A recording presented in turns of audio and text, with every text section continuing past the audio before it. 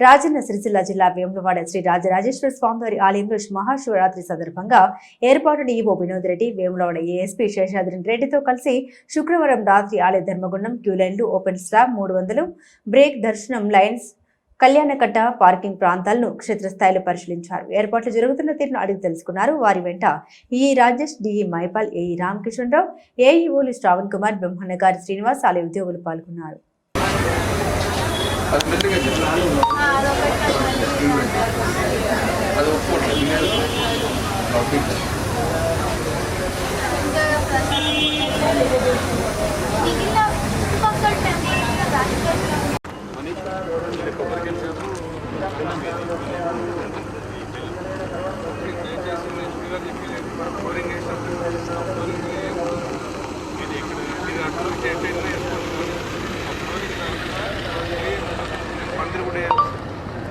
అన్ని డంపింగ్ చేసుకున్నాక ఈజీ అంటే మాత్రం ఏడుకోవాలని అర్థం అలా అయితే ఆగన కిందికి